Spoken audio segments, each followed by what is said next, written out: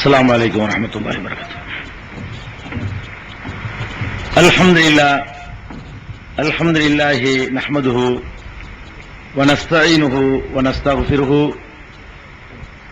ونؤمن به ونتوكل عليه ونعوذ بالله من شرور أنفسنا ومن سيئات أعمالنا من يهده الله فلا مضل له ومن يضلله فلا هادي له وأشهد أن لا إله إلا الله وحده لا شريك له وأشهد أن محمدا عبده ورسوله أما بعد فقد قال الله تعالى في محكم تنزيله العظيم والفرقان المجيد أعوذ بالله من الشيطان الرجيم وآتوا النساء صدقاتهن نحلا صدق الله العظيم.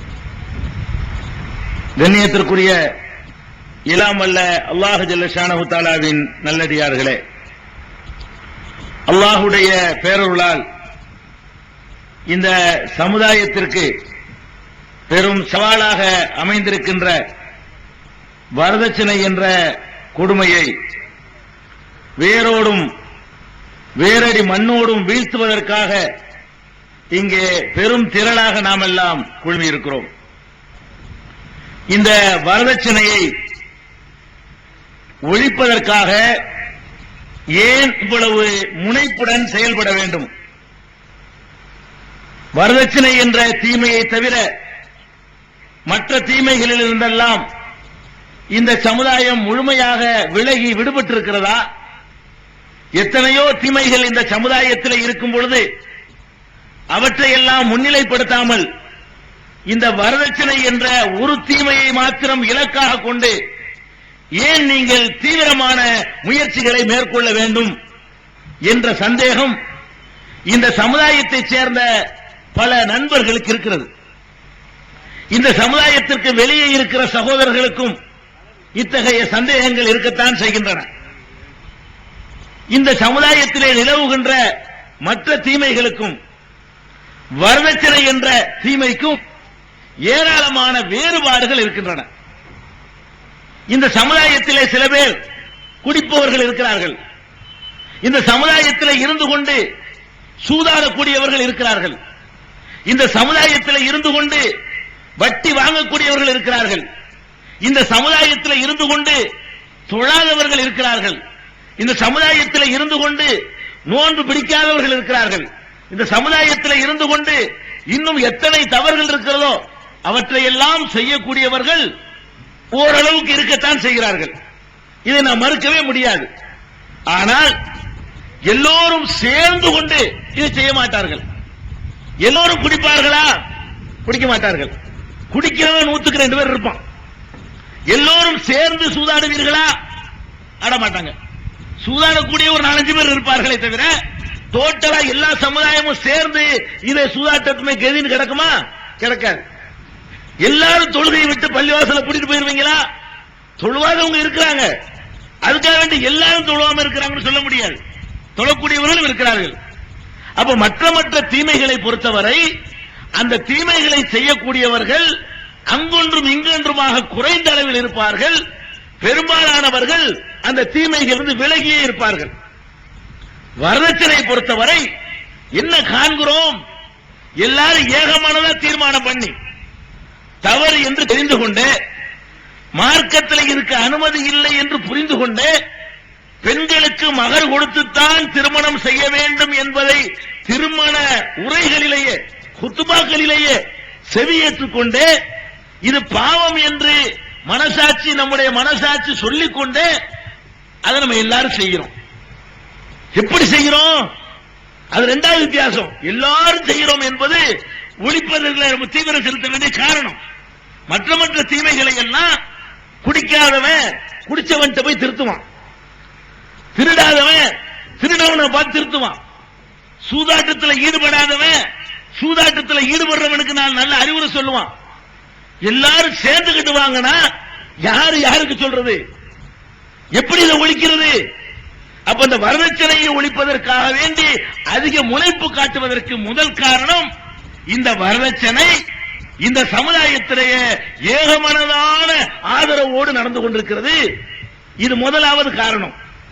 இரண்டாவது காரணம், தப்பு செய்கிறவர்கள் பெரும்பாலும் முடிந்த வரைக்கும் மறைத்து தான் செய்கிறான். சில தப்புகளை, அசிங்கமான காரியங்களை செய்யறவன், நான் இத்தனாம் தேதி இந்த கடையில போய் 8ஆம் நம்பர் கடையில போய் நான் குடிக்க போகிறேன், நோட்டீஸ் அடிச்சு வெளியிட்டவனா குடிப்பானா? குடிக்க மாட்டான். நான் இத்தனாம் தேதி போய் இந்த விபச்சார விடுதிக்கு போறேன் அப்படின்னு அதுக்கு போறவன் சொல்லுவானா? சொல்ல மாட்டான். நான் இத்தனாம் தேதி இந்த வீட்டுல போய் நான் கண்ணக்கோள் வச்சு திருட போறேன் அறிவிக்க மாட்டான். பாவங்கள் செய்யக்கூடியவர்கள் அதை வெளிப்படையாக அறிவித்துக் கொண்டு செய்வதே கிடையாது. பாவம் செய்யறவங்க கூட அப்படி பார்ப்பான், இப்படி பார்ப்பான். கல்லுக்கடைக்கு போகும்போது ஜமாத் தலைவர் நிக்கிறாரா, அசத்து நிக்கிறாரா, அடுத்த வீட்டுக்காரர் நிக்கிறாரா, அந்த பெரியவர் நிக்கிறாரா, இதெல்லாம் பார்த்துக்கிட்டு ஒருத்தர் இல்லைன்னு உலக போவான். அந்த குடிக்கிற தப்ப செய்யறவங்க கூட யாருக்கு பயப்படுறான்? நல்லவர்கள் இருக்கிறாங்க, குடிக்காதவங்க இருக்கிறாங்க, தன்னால் மதிக்கப்படக்கூடியவர்கள் இருக்கிறார்கள். இப்படி பார்த்து அதிலிருந்து ஒளிஞ்சு ஒளிஞ்சு செய்யறான். ஒளிஞ்சு ஒளிஞ்சு செய்யக்கூடியவன் ஒரு நேரம் இல்லைன்னா ஒரு நேரம் திருந்துவான். ஏன்னா உறுத்தல் இருக்கு அவனுக்கு. நம்ம செய்யற தப்பு, நம்ம தப்பு தான் செய்யறோம், நம்ம பாவம் தான் செய்யறோம் அப்படிங்கிற உறுத்தல் இருக்கிற காரணத்தினால் இந்த தப்ப செய்யக்கூடியவன் இன்னைக்கு இல்லைன்னா நாளைக்கு திருந்துவான், நாளைக்கு இல்லைன்னா நாளை மறுநாள் திருந்துவான். வாய்ப்பு இருக்குது. வரதட்சணை அப்படி ஒளிஞ்சா நடக்குது இல்ல, எப்படி நடக்குது? இந்த சமுதாயத்தில் நான் அம்மா பட்டணத்தையோ இந்த மாவட்டத்தையோ குறிப்பிட்டு நான் சொல்லவில்லை, ஒட்டுமொத்த தமிழக முஸ்லிம்களுடைய நிலைமையை நான் படம் பிடித்து காட்டுகிறேன். தமிழகத்தில் உள்ள ஒட்டுமொத்த ஜமாத்துகள் எல்லா ஊருடைய, ஒரு ஊர் ரெண்டு ஊரா இருந்தால் வித்தியாசப்பட்டு சொல்ல முடியும். எந்த ஊரும் நான் சொல்லக்கூடிய நிலைமையில் இருந்து விதிவிலக்கு பெற்ற ஊரை நீங்கள் பார்க்கவே முடியாது. என்ன பண்றோம்? இந்த வரதட்சணையை பொறுத்த வரைக்கும் என்றைக்கு கல்யாணமோ அதுக்கு முன்னாடி ஒரு நிகழ்ச்சி நடத்துறோம். வரதட்சணையை வாங்கி கொடுப்பதற்காக வேண்டி எப்படி நடத்துறோம்? அந்த நிகழ்ச்சிக்கு ஜமாத்துடைய பிரமுகர்களை அழைக்கிறோம், ஜமாத்துடைய நிர்வாகிகளை அழைக்கிறோம், மார்க்க அறிஞர்களை அழைக்கிறோம். நம்ம கல்யாணத்துக்கு யாரையெல்லாம் அழைப்போமோ அது போன்ற நெருக்கமான உறவினர்களை எல்லாம் அழைக்கிறோம், நண்பர்களை எல்லாம் அழைக்கிறோம். எல்லாரும் வந்து சபையில் உட்கார்கிறார்கள். பெண் வீட்டார் தரக்கூடிய வரதட்சணையை வாங்குகிறார்கள். வாங்கி ஜமாத்து தலைவர் அதை கையில தூக்குகிறார், அது தொடுகிறார், செயலாளர் தொடுகிறார். இது அம்மாபட்டினம் ஜமாத்து சொல்ல நினைக்க கூடாது. என்னுடைய சொந்த ஊர் ஜமாத்து இந்த கதை தான், தமிழகத்தில் உள்ள எந்த ஊர் ஜமாத்து இந்த கதை தான். எல்லாருமே செய்யறத, எல்லாரும் சேர்ந்து சொல்வதனால நம்ம தெரிந்து கொள்வதற்கு வாய்ப்பு. நம்மை நாமே சுய பரிசோதனை செய்வதற்காக வேண்டி சிலதை குறிப்பிட்டு தான் காட்ட வேண்டியிருக்கு, விமர்சிக்கிறதுக்காக இல்ல.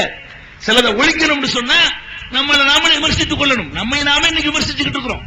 அப்ப என்ன செய்யறாங்க? தொடுறாங்க. எல்லாரும் அங்க இருக்கிற 50 பேர் தொட்டு தொட்டு கடைசியா அவர் பாவம் அஜர்த்து இருக்காரு, அவரை விடுறது இல்ல, நீங்களும் தொடுங்க அஜர்த்து, அவரும் தொட்டு எல்லாருமே சேர்ந்து வாங்கி கொடுக்கிறோம். இந்த வரதட்சணைங்கிறத வாங்கி கொடுப்பதற்கு ஒரு நிகழ்ச்சி, அந்த நிகழ்ச்சியாவது ஒரு கள்ளத்தனமா நடக்குதா? இல்ல.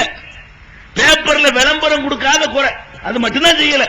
மற்றபடி எல்லா விளம்பரமும் செய்து இந்த தீமையை செய்யறதுல எல்லா அளவுக்கு கூட உறுத்தல் இல்லாம செய்யறவனுக்கும் உறுத்தல் இல்ல, அதுல பங்கெடுக்கிற நமக்கும் உறுத்தல் இல்ல, அதுக்கு வைக்கிற பங்கன்ல கலந்து கொள்ளக்கூடியவர்களுக்கு உறுத்தல் இல்ல, பெரியவர்களுக்கு உறுத்தல் இல்ல, மாப்பிள்ளை வீட்டாருக்கு உறுத்தல் இல்ல, பெண் வீட்டாருக்கு உறுத்தல் இல்ல.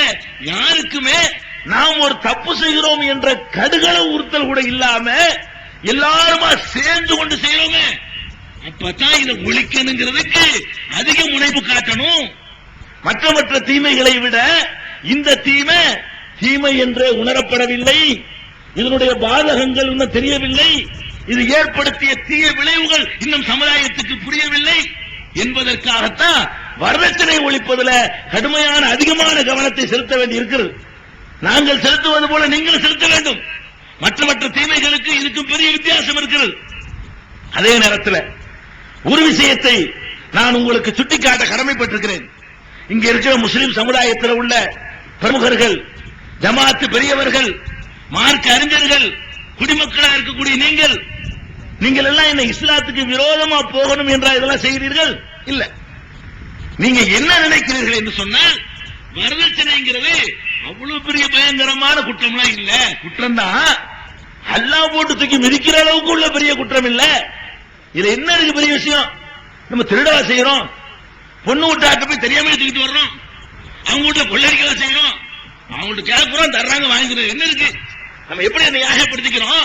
நம்ம சும்மா கேட்டோம், அறுவாலை வச்சு மிரட்டியா கேட்டோம், தரலன்னா தலையை சீக்கிரம் சொன்னோமா? நம்ம சும்மா கேட்டோம், அவனு தர்றேன் நம்ம வாங்கிக்கிறோம். இதுல என்ன இருக்குது?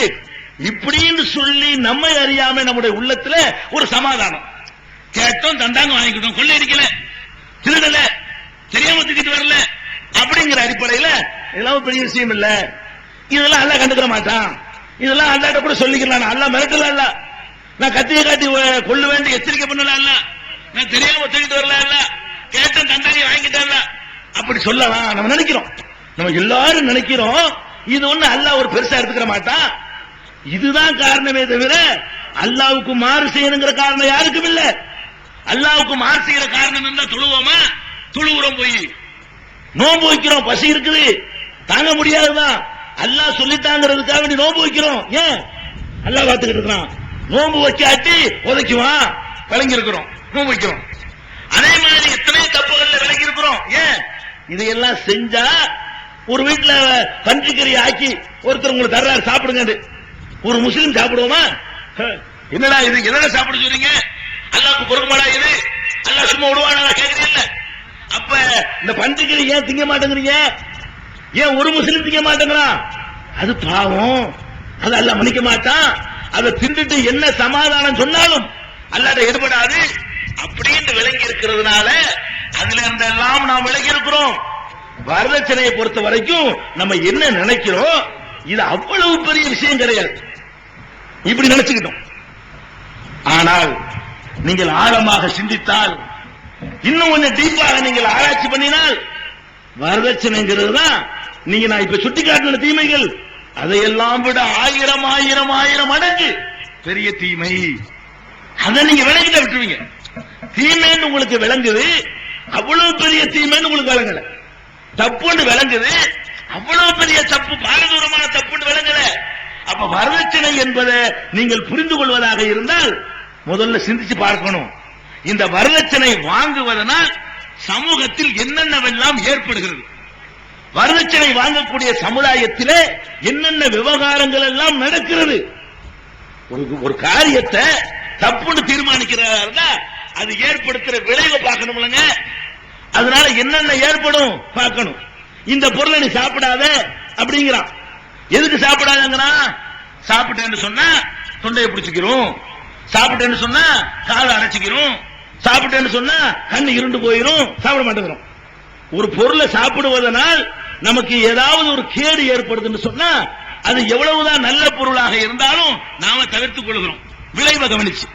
அதே மாதிரி தான் நம்ம என்ன சிந்திக்கணும், வரதட்சணை என்பது நாம நினைக்கிறது மாதிரி ஒரு சின்ன தப்பா அல்லது நாம் விளங்காம இருக்கிறோமே அது மிக பிரம்மாண்டமான தப்பா?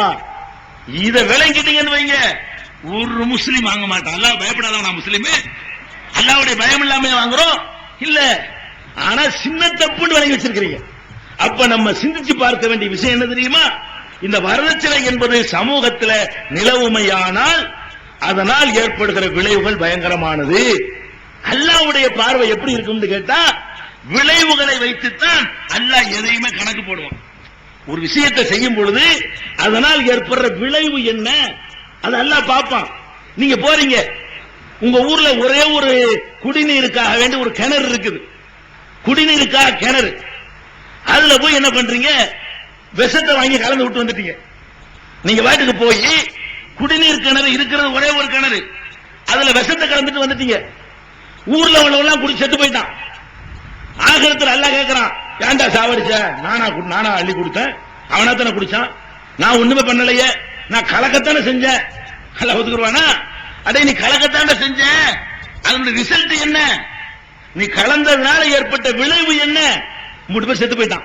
இப்ப இவன் சொல்றான், நான் இவங்க சாவடிக்கலையே, நான் வாயில ஊத்தலையே, அவனா தானே எடுத்து குடிச்சுக்கிட்டான். இப்படின்னு சொன்னா அல்லாஹ் ஏத்துக்குருவானா? ஏத்துக்கிற மாட்டான். டேய் நீ குடுக்கலடா, நீ அவனால தேடி போனா, நீ நோட்டீஸ் அடிச்சு இந்த தண்ணி குடிங்கன்னு யாரையும் விளம்பரப்படுத்தி கூப்பிடலப்பா, அவனை தான் போய் குடிச்சான். இதுக்கு காரணம் நீயா இல்லையா? நீ கலக்கலன்னா செத்து போயிருப்பானா? அப்படின்னு அல்லாஹ் கேட்பானா? இவனை விட்டுருங்க, இவன் அவங்க தான் குடிச்சாங்க அப்படின்னு அல்லாஹ் சொல்லுவானா? நிச்சயமா அல்லாஹ் விளைவை பார்ப்பான். நீங்க பார்க்கறத விட 1000 மடங்கு அல்லாஹ் விளைவுகளை பார்ப்பான். அப்ப வரதட்சணையை பொறுத்த வரைக்கும் வரதட்சணையினால் என்னென்ன விளைவுகள் உலகத்தில் ஏற்படுகின்றனவோ அந்த விளைவுகளுக்கெல்லாம் வரதட்சணை வாங்கக்கூடியவர்கள் தான் பொறுப்பாளிகள். நபிகள் நாயகம் ஸல்லல்லாஹு அலைஹி வஸல்லம் சொன்னார்கள், மன் சன்ன சுன்னத்தன் ஸய்யிஅத்தன் ஃபலஹு விஸ்ருஹா வ விஸ்ரு மன் அமில பிஹா. எவன் ஒருவன் தீய ஒரு முன்மாதிரியை உண்டாக்குகிறானோ, இஸ்லாத்தில் இல்லாத, மார்க்கத்தில் இல்லாத, சமுதாயத்தில் இல்லாத ஒரு புது பழக்கத்தை, ஒரு புது கொடுமையை உண்டாக்குகிறான். அப்படி உண்டாக்கினால் அவனுக்கு ஒரு பாவம் இல்லையா, அந்த பாவம் அவனை சேரும். அவன் உண்டாக்கி வைத்ததை பின்பற்றி எத்தனை பேர் அதுல அந்த தப்புகளை செய்தார்களோ அத்தனை பேருடைய பாவத்தையும் சேர்த்து இவன் சுமப்பான் என்று நபிகள் நாயகம் ஸல்லல்லாஹு அலைஹி வஸல்லம் சொல்றாங்க. அப்ப நம்ம வரதட்சணை என்று வாங்கணும்னு சொன்னா என்னென்ன விளைவுகள் ஏற்படுகிற சிந்திச்சு நீங்க பார்க்கணும். அந்த விளைவுகளுக்கெல்லாம் அல்லாஹ்விடத்தில் நம்ம கேள்வி கேட்கப்படுவோம். அல்லாஹ் நம்மளை விசாரிப்பான். சரி, என்ன அப்படி விளைவு ஏற்பட்டு போச்சு? வரதட்சணை வாங்குறதுனால அப்படி என்ன பெரிய பாரதூரமான விளைவு ஏற்பட்டு போச்சு? சிந்திக்கணும் இல்லையா? ஏற்படுது. எப்படிப்பட்ட விளைவு? கற்பனை செய்து பார்க்க முடியாத விளைவுகள் ஏற்படுகின்றன. திருமண வாழ்க்கை என்பது ஆணுக்கும் பெண்ணுக்கும் தேவையான ஒன்று. எந்த ஒரு ஆம்பளையும் ஒரு பெண்ணுடைய துணை இல்லாமல் வாழவே முடியாது. அல்லாஹ் அப்படி படைக்கல. எந்த ஒரு பெண்ணும் வாழ்க்கை துணை இல்லாமல் காலம் தள்ளவே முடியாது. அது ரொம்ப கஷ்டம். அந்த மாதிரி அல்லாஹ் படைச்சு வச்சிருக்கான். ஒரு குறிப்பிட்ட பருவம் வந்த உடனே அந்த வாழ்க்கை துணைய ஜோடிய எவராலும் தவிர்க்க முடியாது. அந்த மாதிரி அல்லாஹ் படைச்சு வச்சிருக்கிறான. இந்த தேவைகளை சீக்கிரம் நிறைவேற்றணும். அவசியமான தேவைகள் எல்லாம் எளிதில் கிடைக்கணும். அந்த தேவைக்காக வேண்டி பெரிய கஷ்டப்படக்கூடாது. அந்த மாதிரி இருக்கிற வரைக்கும் உலகத்தில் பிரச்சனை இருக்காது.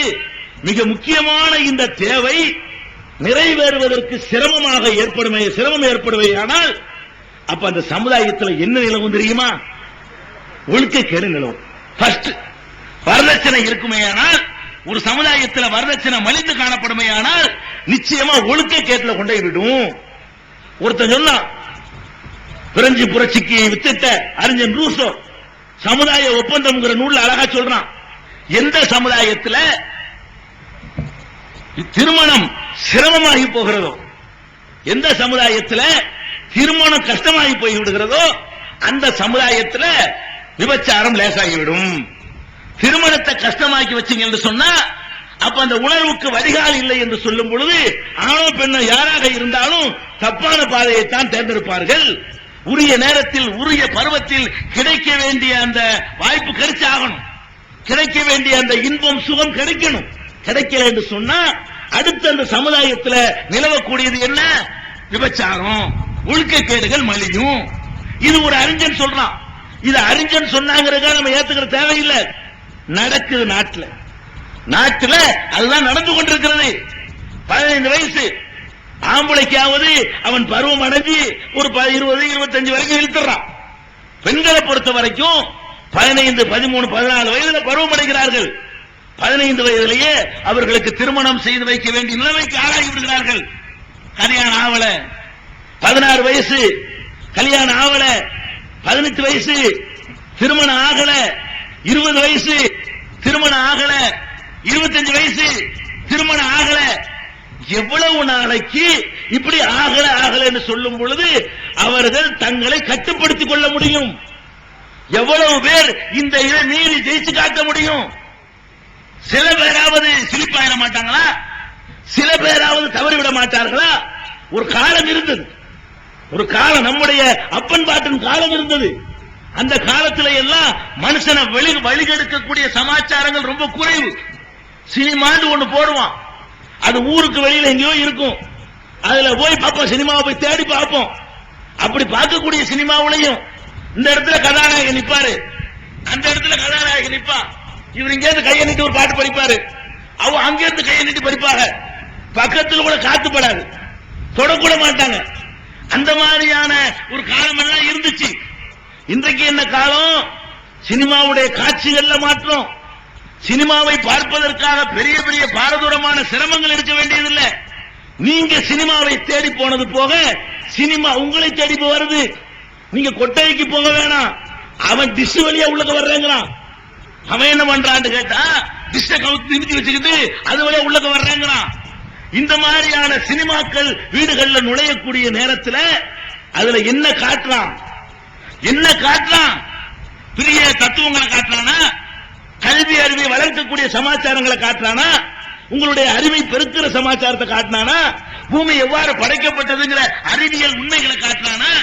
எப்படி ஆபரேஷன் பண்றாங்கன்னு காட்டுறானா? எப்படி குழந்தை கருவுல வளருதுன்னு காட்டுறானா? எப்படி தாவரங்கள் உற்பத்தி ஆகுதுன்னு காட்டுறானா? அதையெல்லாம் காட்ட மாட்டான். காட்டுவதெல்லாம் ரெண்டே ரெண்டு விஷயத்தான் காட்டுவான். வெறுமனே ஒரு ஆம்பளை பொம்பளை, இதை தாண்டி ஒண்ணுமே காட்ட மாட்டான். அதுல உள்ள பாடல்கள் ஆபாசம் கேட்க முடியாது, அதுல உள்ள அசைவுகளை கேட்க முடியாது, அதுல உள்ள காட்சிகளை பார்க்க முடியாது. அதுல கட்டிலறை காட்சியில இருந்து படுக்கை காட்சியில இருந்து எல்லாத்தையும் காட்டுறான். அந்த வாசகத்துல ஆபாசம், அந்த அசைவுல ஆபாசம், அந்த சேஷ்டைகள் ஆபாசம். பெரிய பெரிய மதிக்கக்கூடிய ஹீரோன்னு சொல்றான்.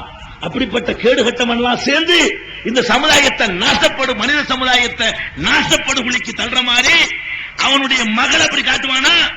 இந்த நடிகனா இருக்கிறான ஹீரோ என்று வேஷம் போட்டுக் கொண்டு சமுதாயத்தை நாசமாக்குறான எந்த ஒரு பொம்பளையவோ அவர் சக்தியோட விட்டு ஆள விட்டு காட்டலாம், இவனுக்கு கட்டுப்பிடிக்கிறான். அவனுடைய மகள் அப்படி காட்டுவானா? காட்ட மாட்டான். அப்ப அடுத்தவனை கெடுப்பதற்காக வேண்டி என்ன செய்யவும் தயாரா இருக்கிறான். அப்படிப்பட்ட காட்சிகள் எல்லாம் வீட்டுல இறங்குது. அட ஏதோ ஒரு சேனல் இப்படி இருந்து அடுத்த சேனல் நல்லா இருக்குமான்னு கேட்டா அது போட்டி போடுறாங்க. இதுல கெடுக்கிறதுல நீனா நானா யார் ரொம்ப கெடுக்கிறா பாப்போமா? எதுக்கும் போக முடியல. இது திருப்பணா அப்படி இருக்கு, அது திருப்பணா அப்படி இருக்கு. சுபஹானல்லாஹ், ஒண்ணு பார்க்க முடியல. இந்த அளவுக்கு எல்லாத்தையும் பாலுணர்வை தூண்டக்கூடிய சமாச்சாரங்கள் மலிந்து விட்ட காலத்தில் திருமணம் தாமதமானால் அதனுடைய விளைவு என்னவா இருக்கும்?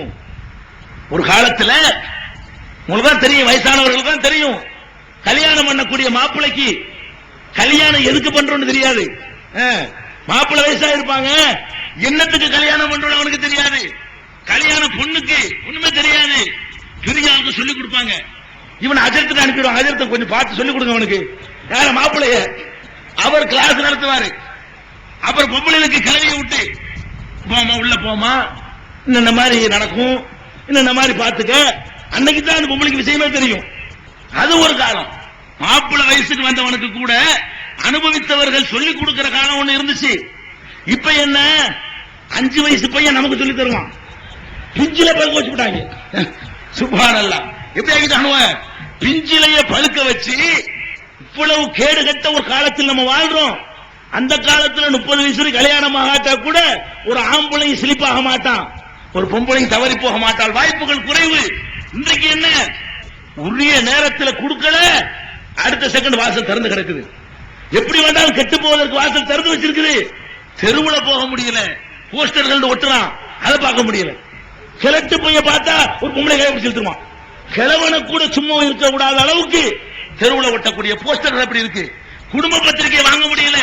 குடும்ப பத்திரிகை வாங்கினா அதுலயும் இந்த மாதிரி பொம்பளை நடுப்பக்கத்தில் கவர்ச்சி படம் போட்டா தான் அது நிக்குது. குடும்ப பத்திரிகை அப்படி இருக்கு. அதுல வர்ற கதை அப்படி இருக்கு. வெறுமனே கதை எடுத்தாலும் சரி, படம் எடுத்தாலும் சரி, எதை எடுத்தாலும் சரி, ஒரு ஆம்பளை பொம்பளை சமாச்சாரத்தை இணைச்சு அந்த வர்ணனைகளை போட்டு சும்மா இருக்கிற ஆட்கள் கிளப்பி விட்டு இருக்கிற ஒரு காலத்துல வாழ்றோம். ஒழுக்கமா இருக்க நினைச்சா கூட முடியாது, கஷ்டம், ரொம்ப சிரமம், ரொம்ப ரொம்ப ரொம்ப இளையச்சனம் அதுக்கு. இதெல்லாம் மீறி ஒருத்தன் ஒழுக்கத்தோட வாழ்வதாக இருந்தால் ரொம்ப ரொம்ப அல்லாஹ்வுடைய பயம் இருக்கணும் என்று சொல்லக்கூடிய ஒரு காலத்தில் வாழ்கிறோம். இன்னும் சொல்ல போனால் இந்த மாதிரியான உணர்வுகள் நான் கூடுதலா குறைவா மிகைப்படுத்தி சொல்ல நினைக்க கூடாது.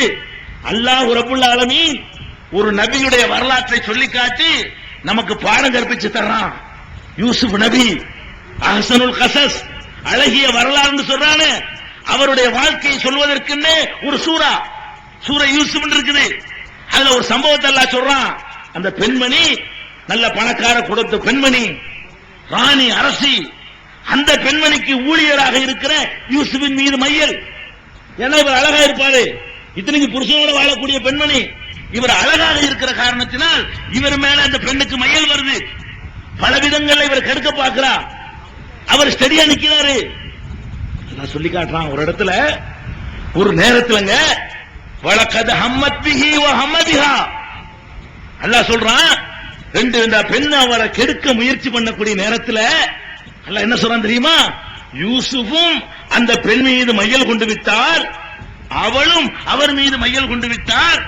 அல்லாஹ்வுடைய அத்தாட்சி மாத்திரம் இல்லை என்று சொன்னால் அவர் அவுட் ஆயிருப்பார். அல்லாஹ் சொல்லி காட்டுறான், யூசுப் நபியை கெடுக்கக்கூடிய நேரத்தில் அவரும் அந்த நிலைமையில் அவரை தன்னை கட்டுப்படுத்த முடியல, வெல்ல முடியல. அல்லாஹ்வுடைய அத்தாட்சியை பார்த்துவிட்டு திடீர்னு மாறிக்கிட்டார். ஒரு செகண்ட் அவருக்கு ஒரு தடுமாற்றம் ஏற்படுச்சுங்கிறான் அல்லாஹ். ஒரு சின்ன ஒரு செகண்ட்ல அவர் தடுமாற ஆரம்பிக்கிறான். அப்ப எப்படிப்பட்ட தேவை இது? ஒரு ஆணுக்கு வாழ்க்கை துணை எப்படிப்பட்ட எவ்வளவு அவசியம், ஒரு பெண்ணுக்கு வாழ்க்கை துணை எப்படி அவசியம், அவ்வளவு பெரிய விஷயம் இது. இதை தாமதப்படுத்தினீங்க, உரிய நேரத்தில் கொடுக்க தவறினீங்க, அதனுடைய விளைவு ஒழுக்கக்கேடுதான், விபச்சாரம் மலிந்து போய்விடும்.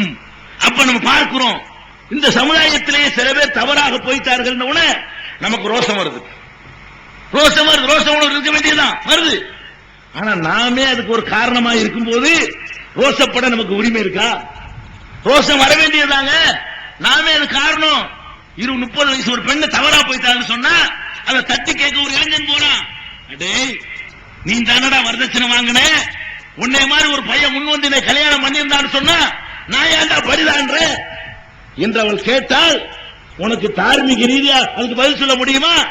அப்ப ஒழுக்கங்கட்டு யாராவது போனார்களேயானால் மறுமை நாளில அல்லாஹ் அந்த குற்றத்தில் வரதட்சணை வாங்கியவர்களையும் பங்காளியாக ஆக்குவான். விபச்சாரத்தின் வாடை கூட படாமல் வாழுகிறோமே, அப்படிப்பட்டவர்களையும் கூட விபச்சார குற்றத்தில் அல்லாஹ் விசாரிக்க இருக்கிறான். ஏன் தூண்டமில்ல, அடுத்தவர்கள் வழிகட்டு போவதற்கு காரணமா இருக்கிறோம்ல. அப்போ ஒரு சமுதாயத்தில் உள்ள பெண்கள் பரிதாண்டுவதற்கு, தவறான நடத்தையில் செல்வதற்கு அந்த சமுதாயத்தில் வாழுகிற இளைஞர்கள் வரதட்சணை வாங்குவது காரணம், அந்த சமுதாயம் வரதட்சணை ஆதரிக்கிற ஒரு காரணம். ஏழைகளுக்கு முடியல, யாருக்கு முடியும்? வசதி படைத்தவர்களுக்கு முடியும். ஏழை மக்கள் என்ன பண்ணுவாங்க? 50,000க்கு எங்க போவான்? 1 லட்சத்துக்கு எங்க போவான்? 1 கிலோ நகைக்கு அவன் எங்க போவான்? வீட்டுக்கு எங்க போவான்? காருக்கு எங்க போவான்? முடியாது. அப்ப நம்ம பார்க்கிறோம், வரதட்சணை என்ற ஒரு கொடுமை ஒரு சமுதாயத்தில் இருந்தால் அந்த சமுதாயத்தில் விபச்சாரம் பெருகும். அதிகரிக்க அதிகரிக்க அதுவும் அதிகரிச்சுக்கிட்டே இருக்கும். வரதட்சணை தொகை எவ்வளவுக்கு அதிகரிக்குதோ அந்த அளவுக்கு அதிகரித்துக் கொண்டே செல்லும். அந்த பாவத்தை நாம் செய்கிறோம். வரதட்சணை வாங்குறவன் நினைக்கணும், நாம பெண்களை தப்பான வழிக்கு போவதற்காக வேண்டி தள்ளுகிறோம், நாம தூண்டுகிறோம், அந்த பாவத்தை நாம சுமக்கிறோம் அப்படின்னு விளங்குனா ஒருத்த வாங்குவான வரதட்சணை. இவ்வளவு பெரிய வேலையை நம்ம செய்யறோம். மானத்தோடு இzzத்தோடு கண்ணியத்தோடு வாழ வேண்டிய ஒரு சமுதாயத்து பெண்ணை வழிதவறி செல்ல நாம காரணமா இருக்கிறோம். நம்முடைய செயல்னால இப்படி ஒண்ணு ஏற்படுதா என்று விளங்கினால் வாங்குவானா? அப்ப வரதட்சணைங்கிறது நீங்க சின்னதுங்க, நீங்க இப்ப தெரியுது சின்னது இல்ல. வரதட்சணை என்ற பாவம் பயங்கரமான, பாரதூரமான, மோசமான இந்த சமுதாயத்தினுடைய மானத்தையே விலை பேசக்கூடிய தீமையை செய்கிறது. சரி, ஒழுக்கக்கேட செய்ய தூண்டிடுது, அதோட முடிஞ்சு வச்சுக்கிறீங்களா? இல்ல, ஒரு ஆம்பளை தவறி போய்தான். சமூக அமைப்பை நான் சொல்லுகிறேன், இஸ்லாமிய மார்க்கத்தில் ஆம்பளை தவறினாலும் பொம்பளை தவறினாலும் ஒரே மாதிரி தண்டனை. 2 பேருக்கு கற்பு இருக்குன்னு சொல்லக்கூடிய மார்க்கம் இஸ்லாம். ஆண் விபச்சாரம் செய்தாலும் பெண் விபச்சாரம் செய்தாலும் அவர்களை குற்றத்து சட்டத்தின் முன்னால் நிப்பாட்டி தண்டியுங்கள் இஸ்லாம் சொல்லுது. அதே நேரத்தில் சமுதாய அமைப்பில் எப்படி இருக்கிறது? ஒரு ஆண் தவறிவிட்டான் என்று சொன்னால் அவனுக்கு வெக்கம் இருக்காது. தவறுனத பெருமையா சொல்லக்கூடிய இளைஞன்லாம் இருக்கான். நேத்து அங்க போயிட்டு வந்தனா, இன்னைக்கு இங்க போயிட்டு வந்தனா, எங்க வேற வேற மாதிரி இடங்களுக்கு போயிட்டு வந்து அங்க போயிட்டு வந்த இங்க போயிட்டு வந்த அப்படின்னு பெருமை அடிக்கிறான். இவனுக்கு வெக்கம் கிடையாது. இவன் தவறி விட்டாங்கிறதுக்காக வேண்டி இவன் அப்பனுக்கு வெக்கம் இருக்குமா? இருக்காது. போய் சொன்னோம், உங்க பையன் நாங்க பார்த்தனே, அட ஆம்பளை அப்படித்தான் போட, இவரு அப்பங்காரரு சொல்லிடுறாரு. அம்மாட்ட போய் சொல்லுங்களேன், ஆம்பளை அப்படிதான் இருப்பான், இதெல்லாம் ஒரு பெரிய விஷயமா?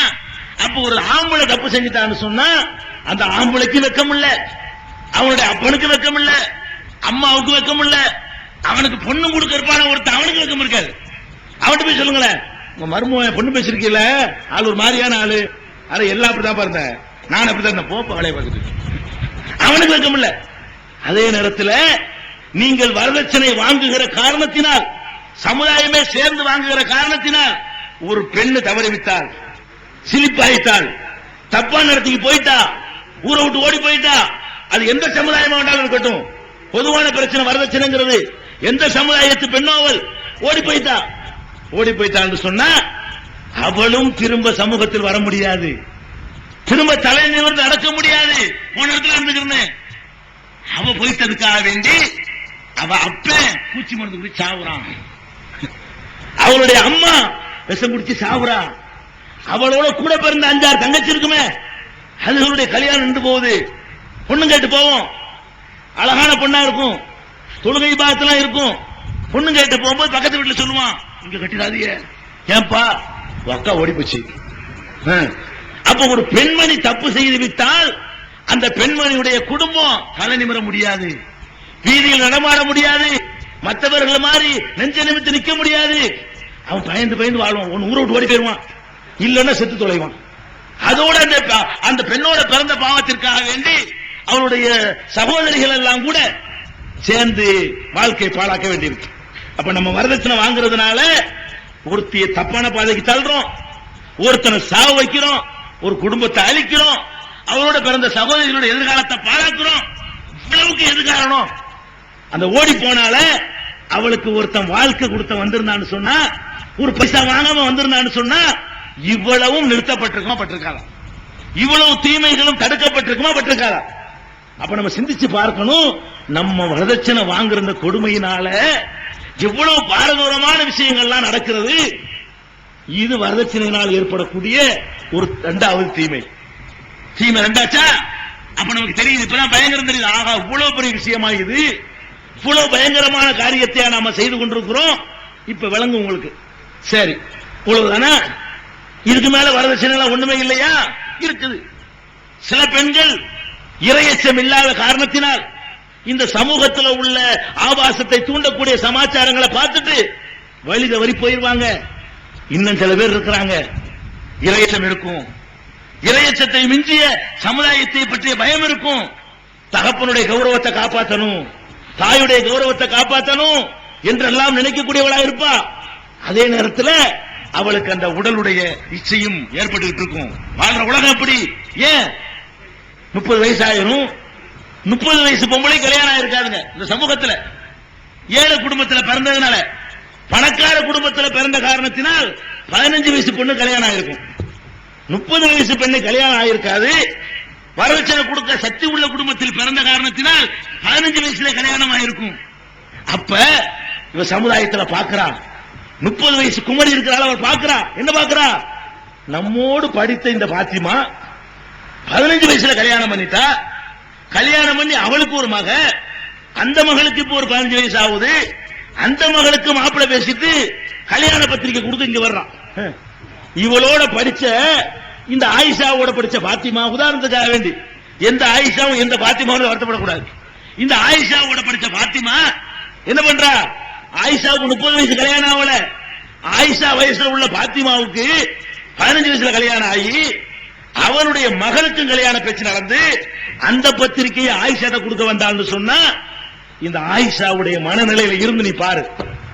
வரதட்சணை வாங்குற இளைஞனே, என்னடா நமக்கு வயசுல கிடைக்கல, இவன் வயசோட வாழ்ந்து 15 வருஷம் தாம்பத்திய சுகத்தை அனுபவிச்சு அவருடைய மகளும் பருவம் அடைஞ்சு மகளுக்கும் மாப்பிள்ளை பேசி அந்த மகளுக்கும் 15 வயசுலயே அவளுக்கு வாழ்க்கை கொடுக்க முடியுது, எனக்கு அந்த தாம்பத்தியம் எனக்கு கிடைக்கவே இல்லையே என்று நினைக்கக்கூடியவள் ஒரு சமுதாயத்தை பத்தி பயப்படாம உடல் இச்சை மாத்திரம் பெருசு நினைச்சா தலித வரை போயிடுறான். ஒருத்தி அப்படி போக விரும்பலன்னு வைங்க, அவ என்ன பண்றா தெரியுமா? இப்படி நம்ம இப்படி வாழ்றது ஓடி போனாலும் முடியாது, கேவலமா போயிடும். அதே நேரத்தில் இந்த உணர்வுக்கு ஒரு தீனி தேவையாகவும் இருக்கிறது.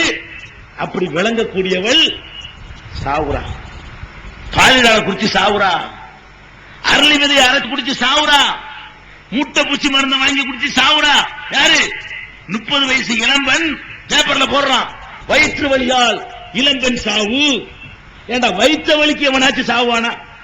வயிற்று வலிங்கிறது தீர்க்க முடியாத நோயா? 50 காசு மாத்திரையில தீரக்கூடிய ஒரு வியாதி அது.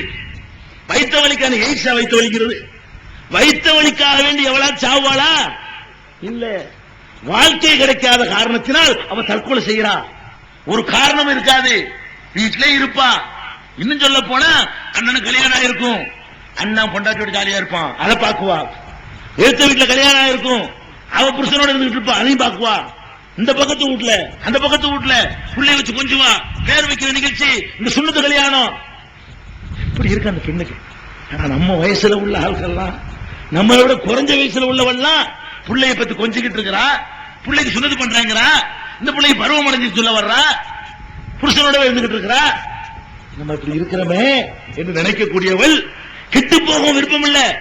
அந்த அளவுக்கு அவள் மோசமானவள் இல்ல. என்ன பண்றா? செத்துறா.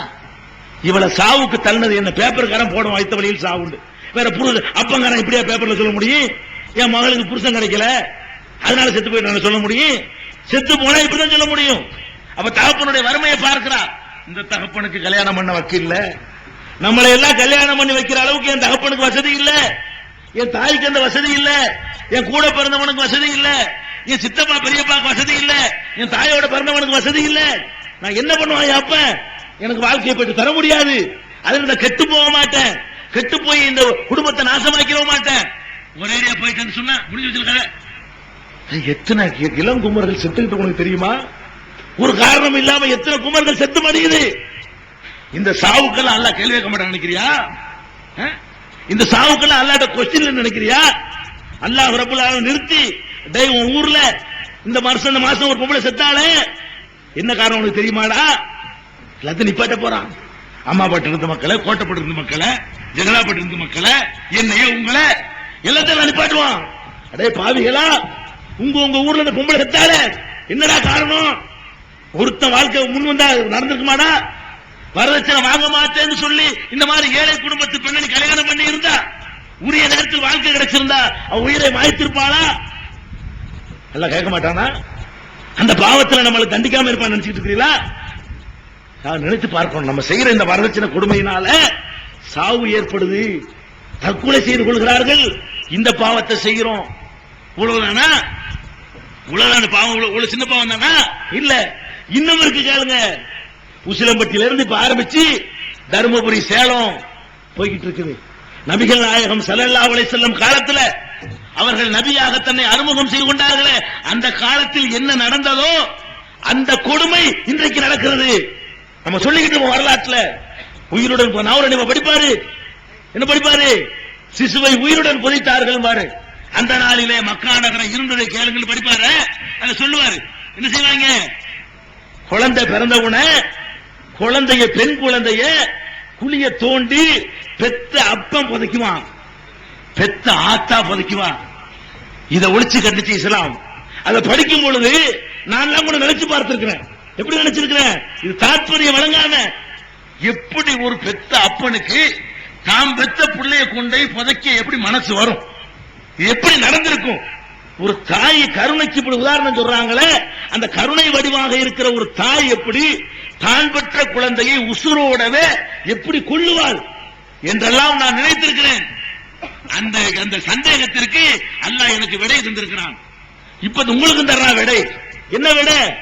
உசிலம்பட்டியில, உசிலம்பட்டி ஏரியாவுல ஒரு ஊர்ல சொல்லல, மதுரை மாவட்டம், தேனி மாவட்டம், உசிலம்பட்டி பகுதிகளில் பெண் குழந்தை பிறந்து விட்டால் உடனே கள்ளிப்பால், கள்ளி செடி இருக்கு பாருங்க, அந்த கள்ளி மரத்து பாலை எடுத்து கள்ளிப்பாலை வாயில ஊத்திடுவாங்க. குழந்தைக்கு தாங்காது, பெரியவனுக்கே தாங்காது. அப்ப கள்ளிப்பாலத்துக்கு வாயில ஊத்துறவன குழந்தை காலி, புரிஞ்சு வச்சுக்கத. இதை ஊத்துறவ யாரு? பெற்ற தாய், குழந்தையை பெற்ற தாய் இது செய்யறா. அதே மாதிரி தகப்பன் சேர்ந்து செய்யறான். ரெண்டு பேரும் சேர்ந்து கொண்டு கள்ளிப்பாலை ஊத்துறாங்க. யாருக்கு? இந்த குழந்தையுடைய வாயில.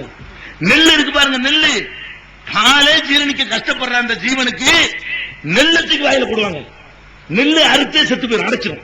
நெல்லு இருக்கு பாருங்க, நெல்லத்துக்கு 5 நெல்லுக்கு வாயில போட்டா போதும் குழந்தைக்கு க்ளோஸ். அந்த மாதிரி சாவடிக்கக்கூடிய காட்சிகள் எல்லாம் உசிலம்பட்டி பகுதியில் நடந்து, பிபிசி இருக்க, பிபிசி லண்டன்ல வரக்கூடிய தொலைக்காட்சி, அந்த பிபிசி காரன் உசிலம்பட்டிக்கு வந்து இங்க பேட்டி எடுத்து அதை உலகமெல்லாம் நார வச்சான். இந்தியாவில் பெற்ற பெண் குழந்தைகளை கொல்லக்கூடிய காட்டு மிராண்டிகள் வாழக்கூடிய தேசம் இது. பெற்ற பெண் குழந்தைகளை, பெற்றோர்களை கொல்லுகிற நிகழக்கூடிய நாடு இது என்று கேவலப்படுத்தினான். அது முடிஞ்சு போச்சு நினைச்சோம். 3 மாசத்துக்கு முன்னாடி வர ஆரம்பிச்சிருக்கு. எங்க? தர்மபுரியில, சேலத்தில் பெற்ற குழந்தையை பெண் குழந்தை என்ற காரணத்திற்காக தாயார் கொள்ளுகிறார், தகப்பன் கொள்றான். நடந்துகிட்டு இருக்கு. ஒரு நாளைக்கு 2, ஒரு நாளைக்கு 3. தினசரி நீங்கள் தர்மபுரி மாவட்டத்தில் இருந்தால், பேப்பரை படித்தால், இந்த சம்பவம் நடக்காத ஒரு நாள் இல்லை. சேலம் மாவட்டத்தில் நீங்கள் இருந்தால், பேப்பரை திறந்தால், இப்படி தாயை பிள்ளையை கொல்லக்கூடிய, பிறந்தவுடனே கொல்லக்கூடிய அவலம் இல்லாத ஒரு நாள் இல்லை. தினம் நடக்குது. இதையெல்லாம் பார்த்துட்டு தமிழகத்தில் இருக்கிற ஒரு தனியார் தமிழ் தொலைக்காட்சி நிலையம் அவர்களை போய் இன்டர்வியூ பண்றான், பேட்டி எடுக்கிறான். யாரெல்லாம் தங்களுடைய பெண் குழந்தைகளை கொன்று விட்டார்களோ அந்த பெற்றோர்களை போய் தனியார் தொலைக்காட்சியில் பேட்டி எடுக்கிறான். கேட்கிறான், ஒரு தாய்கிட்ட கேட்கிறான், அம்மா 10 மாசம் சுமந்து நீங்கள் பெற்றீர்களே, எவ்வளவு கஷ்டப்பட்டீங்க, இந்த பெற்ற பிறகு உடனே கொல்ல உங்களுக்கு எப்படி மனசு வருகிறது, ஏன் கொன்றீர்கள் கேட்கிறான் செய்தியாளர். அவ சொல்றா, அந்த அம்மா சொல்றா, பெற்ற தாய் சொல்றா, கொலை செஞ்ச மறுநாள் சொல்றா, ஆறி போன பிறகு சொல்லல, நேத்து கொலை பண்ணிருக்கிறா, இன்னைக்கு போய் கேட்கிறான், இன்னைக்கு சொல்றா. சாதாரணமா நான் தான் கொண்டு போட்டுட்டேன். ஏமா கொண்டு போட்ட? இது பெருசா போனுச்சுன்னா காரு காப்பாகல, வீடு காப்பாகல, ரூபா காப்பாகல, எங்கள்கிட்ட இல்ல, கல்யாணம் பண்ணி கொடுக்கணும்ல, அதுக்கு தான் கொண்டு. சுப்ஹானல்லாஹ். ஒரு தாய், பாசத்துக்கு உதாரணமா சொல்லக்கூடிய தாய், தன் பிள்ளையை கொள்ளுகிற அளவுக்கு ஒரு மனநிலையில் மாற்றம் அடைந்திருக்கிறார் என்று சொன்னால், பாவிகளா நீங்க எங்க கொண்டு நிறுத்திருக்கிற சமுதாயத்தை, எங்க கொண்டு நிப்பாட்டிருக்கிற? தாய்மையை எப்படிப்பட்ட உதாரணம், அன்புக்கு உதாரணமா சொல்லக்கூடிய பெண்ணு ரொம்ப சர்வ அலட்சியமா சொல்றா, ஆமா நான் தான் கொன்னேங்கிறா. என்ன காரணத்தை சொல்கிறாள்? அல்லாஹ் குர்ஆன்ல சொல்றா, வைதல் மௌஊதத்து சுயிலத் பிஐ தம்பின் குத்திலத், உயிரோடு புதைக்கப்பட்ட இந்த குழந்தைகளை விசாரிப்பேன். நல்லா சொல்றான், விசாரிக்கப்படுவார்கள். உயிரோடு புதைக்கிறீங்களப்பா பெண் குழந்தைகளை, விசாரிப்பேன். என்னத்துக்கு விசாரிப்பேன்? பிஐ தம்பின் குத்திலத், என்ன பாவம் செய்ததற்காக கொல்லப்பட்டுச்சு? ஏண்டா இந்த சிசு என்ன பாவம் செய்தது என்று கொல்லப்பட்டுச்சு? ஏண்டா கொன்றீங்க? என்ன பாவம் செய்ததற்காக கொண்டீர்கள் என்று விசாரிப்பேன். குழந்தையை பேச வைக்குமா ரப்புல் ஆலமீன்? குழந்தையை பெற்ற தாயை பேச வைக்குமா? அவ சொல்லுவா அழகா, கடவுளே நான் காரணம் இல்ல, இவங்க தான் காரணம், இந்த ஆண் வர்க்கம் காரணம். வரதட்சணை வாங்காம கல்யாணம் பண்ற மக்களா இருந்தால் நான் என் பிள்ளையை கொண்டிருப்பேனா, கொலை செஞ்சிருப்பானா என்று அந்த தாய் வழக்குரைத்தால் உன்னுடைய கெதி என்ன? இந்த உலகத்தில் வர்ற அற்பமான காசுக்காக வேண்டி இவ்வளவு பாதகத்தை செய்ய நீ தயாராகிவிட்டாயே, உன்னுடைய நிலைமை என்ன?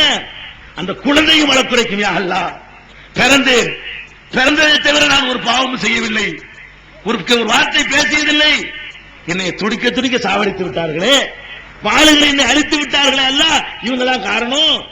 இந்த மாதிரியான ஜென்மங்களை பார்த்து பயந்துதான் என் அம்மா கொலை பண்ணா. என்னைய பேச வைத்தால், அல்லாஹ் குற்றவாளிக்குள்ள நிப்பாட்டினால் உங்களுக்கு தப்பிக்க முடியுமா? அல்லாஹ்வை ஏமாத்தலாம் நினைச்சிட்டு இருக்கீங்களா? இதையெல்லாம் அல்லாஹ் விளங்க மாட்டான்னு நினைக்கிறீங்களா? இதெல்லாம் தூரமா சிந்திச்சு பார்த்து உங்களுக்கு மட்டும்தான் வழங்க முடியுமா? அட, எனக்கு விளங்கக்கூடிய இந்த விஷயம் என்ன படைச்ச ரப்புக்கு விளங்காதா? எனக்கு தெரியுது இந்த காரணம், உனக்கு தெரியும், அல்லாஹ்வுக்கு தெரியாதா? ஒரு தனியார் தொலைக்காட்சி நடத்துறவனுக்கு தெரியக்கூடிய இந்த உண்மை அவனை படைச்ச கடவுளுக்கு தெரியாதா? அப்ப எவ்வளவு பெரிய பயங்கரம் பாருங்க. இது ஒரு பக்கம். கிராமங்கள்ல இப்படின்னு சொன்னா, கிராமங்கள்ல என்ன பண்றான், பெத்த உடனே பார்த்துட்டு பொம்பளை பிள்ளை என்ன கள்ளிப்பாலை ஊத்து, கழுத்து நடிச்சு கொள்ளு, நெல்லி போட்டு கொள்ளு, இப்படி செஞ்சு போடுறான். டவுன்ல என்ன நாகரிகம் படைச்ச டவுன்ல என்ன நடக்குது, பிற நகரங்கள் என்ன நடக்குது, ஸ்கேன் இருக்குது, முன்னாடி கண்டுபிடிச்சிடறாங்க. இப்ப என்ன பண்றான்னு கேட்டா, வெளியே வந்து பார்த்து கொள்றது கொஞ்சம் கஷ்டமா இருக்கும்ல. நம்ம கண்ணுக்கு முன்னாடி தெரிய கொள்ளும் போது கொஞ்சம் கஷ்டமா இருக்கு. நமக்கே தெரியாத வகையில கொண்டு விட்டா லேசா இருக்கும். போறான், கற்பிணி ஆனவன பொண்டாட்டி கூட்டிட்டு போறான். ஏற்கனவே 2 பொம்பளை பிள்ளை இருக்குது, 3வது பிள்ளைக்கு தாயாயிட்டா, கற்பிணி ஆயிட்டா, ஆஸ்பத்திரி கூட்டிட்டு போறான். ஸ்கேன் போட்டு பார்க்கணும், என்னத்தடா ஸ்கேன் போட்டு பார்க்கணும்? ஆம்பளை பொம்பளையான்னு பார்க்கணும். பார்க்கறான் பொம்பளை பிள்ளை. அவன் நினைக்கிறான் டவுன்ல உள்ளவன் படிச்சவன், கிராமத்துக்காரன் செய்யல. இத யார் செய்யறா? இத படித்தவனை நாசமாக்கி கிராமத்துக்காரனை நாசமாக்கி இருக்கு நீ செஞ்ச வேலை. எல்லாரும் அரண்டு சாவுறான். மூணாவது பொம்பளையா பொண்டாட்டியும் புருஷன் ஆலோசனை பண்றாங்க ராத்திரி பூரா உட்கார்ந்து. ஏற்கனவே 2 இருக்குத, மூணாவது ஒண்ணு வருத. இது வளர்ந்து இதையும் பெற்று முடியுமா நமக்கு? எனக்கு 2000 சம்பளம் கிடைக்குது, வாடகை வீட்டுல நான் இருக்கிறேன். இந்த லட்சணத்துல 3 எப்படி கரை சேர்க்க முடியும்? இப்ப இந்த பாதி வயசு போயிடுச்சு, இன்னும் 10 வருஷத்தை நான் உழைக்க முடியும். இந்த 10 வருஷத்து உழைப்புல இந்த 2ஐயும் கரை சேர்த்துட்டு அப்புறம் 3வது வருத அது எனக்கு கரை சேர்க்க முடியுமா என்று கொண்டாட்டியை கன்வின்ஸ் பண்றான். அவளும் பாக்குறான், ஆமா ஏதாவது தப்பு தவறு நடக்கிறத விட இது நல்லது தானே, என்ன செய்யுங்கிறீங்க? உள்ளக்கே அழிச்சிருவோம், வயிற்றுக்குள்ள வச்சு இருந்தா குடிச்சு போடு, உள்ளக்க சாவடிச்சு போடுவோம், அடுத்தடுத்து வெளியே போட்டுருவோம். நமக்கு தெரிய போறது இல்ல. வயிற்றுக்குள்ள பெண் குழந்தை இருக்குன்னு தெரிஞ்ச பிறகு வயிற்றுக்கு உள்ளக்க வச்சு சமாதி. பெருநகரங்கள்ல, தமிழகத்தினுடைய பெருநகரங்கள்ல நடக்குது. தமிழகத்து கிராமங்கள்ல பெத்த பிறகு சாவடிக்கிறான், தமிழகத்து பெருநகரங்கள்ல வயிற்று வச்சு சாவடிக்கிறான். இந்த மாதிரி ஒருத்தனை தள்ளுதப்பா, இந்த மாதிரி ஒருத்தன் நினைக்க சொல்லுத, இந்த மாதிரி நம்ம குழந்தைய கொல்லணும்ன்ற ஒரு சிந்தனையை உண்டாக்குத. இத நீ பாவம் நினைக்கிறியா? இதுல உனக்கு பங்கு இருக்குன்னு நினைக்கிறியா இல்லன்னு நினைக்கிறியா? எப்படி இதை நம்ம அனுமதிக்க முடியும்? எப்படி இதை வாங்க முடியும்? எப்படி இந்த பணத்துக்காக வேண்டி இப்படிப்பட்ட ஒரு காரியத்தை செய்ய முடியும்? சிந்திச்சு பார்க்கணும். அப்ப வரதட்சணையினால ஏற்படுற தீமை என்ன? இந்த சிசு கொலைகள் அம்புட்டு வரும். தர்மபுரியில செத்த லிஸ்ட் எல்லாம் வச்சுக்கிட்டு இருக்கிறான், சேலத்துல செத்த பட்டி எல்லாம் இருக்குது, உசிலம்பட்டி பட்டி எல்லாம் வச்சுக்கிட்டு இருக்கிறான். எல்லாம் வரும். நம்ம வாழ்ந்த காலத்து நடந்தது. அது ஒரு 5000 10,000 வரும். 5000 10,000 பேரை சாவடிச்ச பாவி நீ. வாங்காத ஒருத்தனா இருந்தா யாரெல்லாம் நான் அதுல சம்பந்தம் இல்ல, நான் வாங்கல, எனக்கு என்ன முடியுமோ அதை நான் செஞ்சேன்னு சொல்லி தப்பித்துக் கொள்ள முடியும். வாங்கினவனுக்கு முடியுமா? அல்ல விடுவானா? இத சிந்திச்சு பாருங்க. இத ஒண்ணு சிந்தி. வாங்க மாட்ட, அல்லாஹ்வுடைய பயம் இருந்தா நீ வாங்கவே மாட்ட. ஆகிரத்து நம்பிக்கை இல்லைன்னா நீ வாங்கலாம், அவ்வளவுதான். ஆகிரத்தை நம்பக்கூடியவனா இருந்தா இது சின்ன தப்பே கிடையாது. நீ வட்டி வாங்குறதோட பெரிய தப்பு, குடிச்சு தமாறிய அதோட பெரிய தப்பு, எவ்வளவு ஒருத்தர் இழுத்து ஓடி போயிட்டு ஓடியாடுறிய அதோட பெரிய தப்பு, கொலை, பல பேர் ஒளிகட்டு போறது, நூற்றுக்கணக்கான சாவுகள் எல்லாத்துக்கும் காரணமா இருக்கு. இதாயிடுச்சா? இவ்வளவுதானா? வரதட்சணை வாங்குறதுனால இவ்வளவுதான் நடக்குதா? இல்ல, இன்னமும் நடக்குது. கண்ணியமா, கௌரவமா, மானத்தோட ரோஷத்தோட ஒருத்த வாழ்றான். பெண்ண பெற வரைக்கும் மானத்தோட வாழ்ந்தாங்க, ரோஷத்தோட வாழ்வான். வீட்டுல சாப்பாட்டுக்கு வழி இல்லாட்டா கூட எவங்கிட்டையும் கையாண்ட மாட்டான். அவ்வளவு சுயமரியாதை, அவ்வளவு அந்த செல்ஃப் ரெஸ்பெக்டோட இருந்துகிட்டு இருந்தாங்க. அந்த மாதிரி வாழ்ந்த ஒருத்தனுக்கு 2 பொம்பளை பிள்ளை பிறக்க வேண்டியதான் மிச்சம். பிறந்த உடனே வழி இருக்காது, எல்லாம் வாங்குறாங்க, எல்லாம் ஏகமான தீர்மானிச்சு விட்டாங்க. என்ன பண்றது? ஜமாத் தலைவர் ரகசியமா இப்ப பாப்பான், இந்த மாதிரி இருக்குங்க 2 குமரு எனக்கு கட்டி கொடுக்க முடியாது, ஒரு கடிதம் தாங்க, நான் வெளியூர்ல போய் பிச்சை எடுத்துட்டு வந்துடுறேன். சொந்த ஊர்ல எடுக்க கௌரவம் இடம் தரல. எவனும் சொந்த ஊர்ல கௌரவம் பார்ப்பான், தெரியாத ஊர்ல கௌரவம் பார்ப்பானா? கௌரவம் பார்ப்பது என்பதை தனக்கு தெரிந்தவர்களுக்கு மத்தியில மட்டும்தான் மனுஷன் பார்ப்பான். நம்மளை யாருன்னு தெரியலன்னு வைங்க, அங்க போய் நம்ம என்ன செஞ்சா எவனுக்கு தெரிய போகுது? என்ன யாருன்னு எனக்கு தெரியாது, நான் குடிச்சுட்டாருன்னா கூட உங்களுக்கு தெரிய போதா? தெரிய போறது இல்ல. அப்ப தெரியாத ஊருக்கு போறதுக்காக என்ன பண்றான்? ஜமாத்தில் லெட்டர் வாங்கிட்டு ஊர் ஊரா போறான். அம்மா படத்துக்காரன் தொண்டிக்கு வர்றான், தொண்டிக்காரன் அம்மா படத்துக்கு வர்றான், கோட்டை படத்துக்காரன் கும்போணத்துக்கு போறான், கும்போணத்துக்காரன் என்ன செய்யறான்? தஞ்சாவூருக்கு போறான் பிச்சை எடுக்க. குமரை பெற்றதுக்காக வேண்டி 50 ரூபாய் தரேன்னு பேசுவார். சோத்துக்கு உனக்கு லாட்ரி. இவன் தெனாவட்ட என்ன செய்வான்? 50 ரூபாய் தர முடியும். எப்படி தருவேன்? அதான் தரலாம். வீடு இருக்காரா? இல்ல. நகை நட்டு இருக்காரா? இல்ல. எப்படி தருவேன்? தருவேன் தருவேன் சொல்லிவிடுறானா? நெருங்கி கல்யாண நாள் நோட்டை தூக்கிட்டு போறான். உலகத்துல எல்லா மதத்துக்கும் வழிபாட்டு தலம் இருக்குது. கோயில் இருக்கு இந்துக்களுக்கு, கிறிஸ்தவர்களுக்கு சர்ச்சை இருக்குது, சீக்கியர்களுக்கு குருத்வாரா இருக்குது, புத்தர்களுக்கு விகாரங்கள் இருக்குது, முஸ்லிம்களுக்கு பள்ளிவாசல் இருக்குது.